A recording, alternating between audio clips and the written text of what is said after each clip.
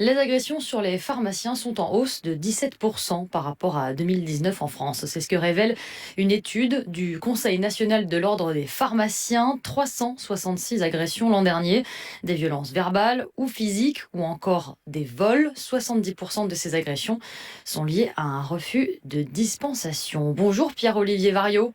Bonjour à vous tous. Vous êtes pharmacien à Plombières-les-Dijon, en Côte d'Or, président de l'Union des syndicats des pharmaciens d'officine. Merci d'être avec nous cet après-midi. 366 agressions en 2022, est-ce que ce chiffre vous surprend ? Non, pas du tout, et je pense qu'il s'accélère même sur la fin de l'année. Alors c'est l'ordre qui pourrait vous donner la fréquence des agressions, mais plus on était sur la fin de l'année, plus j'avais de retour du nombre d'agressions, tant ce que vous venez de dire, tant physique que verbal.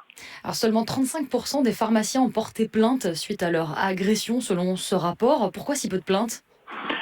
Eh bien, si vous voulez, on était dans une phase où on était débordé sur toute l'année qui vient de passer depuis septembre par des recherches de molécules. On passait énormément de temps par un tiers payant qui devenait très lourd et qui nous prenait beaucoup trop de temps, qui était chronophage.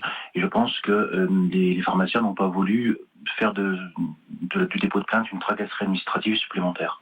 Pourtant, s'ils ne portent pas plainte, il est difficile d'évaluer l'ampleur du phénomène, Ah, malheureusement. tout à fait, tout à fait. On conseille aux pharmaciens de le faire, mais si vous voulez, des fois, on a des pharmaciens qui nous disent oui, on est allé porter plainte, on a perdu 2 heures et rien n'est fait par les forces de police, et rien n'est fait parce que je pense que tout le monde est débordé et devant cette inaction derrière, eh bien, tout simplement une facilité de ne pas aller déposer plainte pour ne pas perdre plus de temps. Donc, on le disait à l'instant, 70% des agressions sont liées à un refus de dispensation, c'est-à-dire l'impossibilité de délivrer les médicaments demandés. Dans quelles conditions ce genre de situation se produit ? Est-ce que c'est lié aussi à ce que vous disiez sur la charge de travail des pharmaciens aussi ? C'est lié aussi à ça. Alors c'est lié à plusieurs choses. C'est lié. Alors cet hiver, on l'a beaucoup vécu aux ruptures de médicaments. Hein. Moi, je sais qu'on a eu par exemple une maman qui était très énervée, très fatiguée, très en souci. Et son souci a créé son agression, son agressivité, parce que sur son ordonnance de son petit, il y avait un antibiotique, un antitussif, de la cortisone et du Doliprane, et qu'il n'y avait aucun des 4 médicaments présents dans l'officine.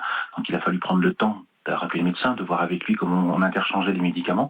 Et la maman était très agressive. Bon, après, elle s'est excusée, mais on comprend l'agressivité parce que la peur de ne pas être prise en charge, la peur de ne pas être soignée peut créer cette agressivité.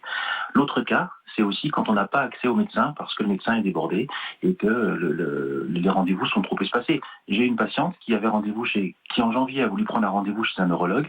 Elle avait rendez-vous en septembre 2024. Mhm.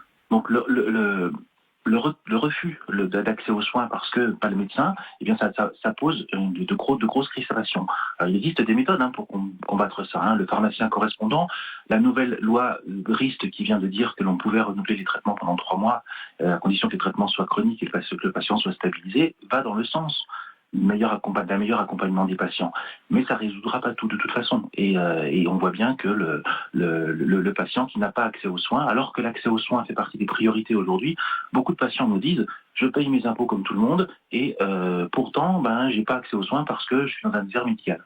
Alors, les pharmaciens sont-ils plus vulnérables aussi ? Parce que, comme vous l'expliquez, ils sont en bout de chaîne dans le parcours du soin du patient.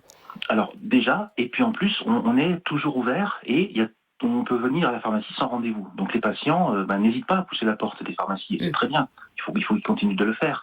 Mais cette facilité d'accès et effectivement le fait d'être en dernière ligne avant le patient, eh bien fait que on a les crispations aussi.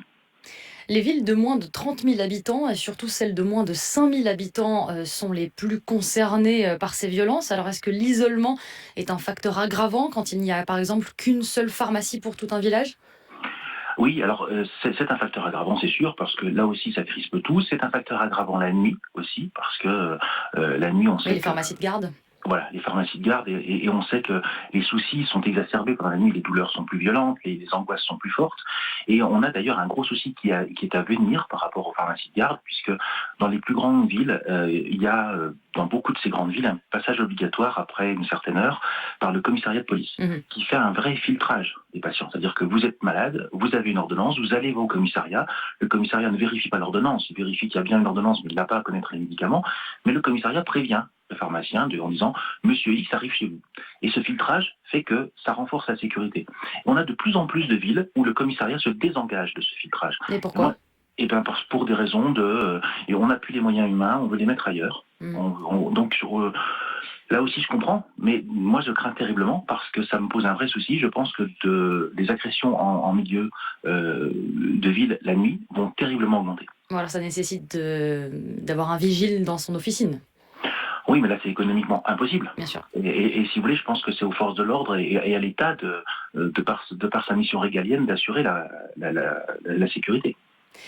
Très rapidement, Pierre-Olivier Variot, qu'est-ce qu'il faudrait faire? Quelles premières mesures il faudrait mettre en place pour que ces violences diminuent? Eh bien, que l'accès aux soins soit plus facile. Donc, on sait que par rapport aux médecins, ça va être compliqué encore pendant quelques dizaines d'années. Donc, que l'on ait une capacité de prendre en charge les patients par des soins non programmés de façon plus facile. Prenez par exemple les TROD, pas les TROD, excusez-moi, les protocoles qu'on a sur la cystite quand on est une femme et qu'on fait une infection urinaire. Aujourd'hui, tout est bloqué parce que certaines structures, les CPTS ne veulent pas, enfin, certains présidents de CPTS ne veulent pas développer ces prises en charge et il faut qu'on les développe. Il faut qu'on développe aussi le suivi par les pharmaciens, les infirmiers des patients chroniques, qui va faire qu'on va, pouvoir prendre en charge ces patients, deux, libérer du temps médical pour que les médecins puissent faire leur job. Merci beaucoup Pierre-Olivier Variot pour toutes ces explications et votre témoignage. Je rappelle que vous êtes pharmacien à Plombières-les-Dijon en Côte d'Or et président de l'Union des syndicats des pharmaciens d'officine. Merci à vous.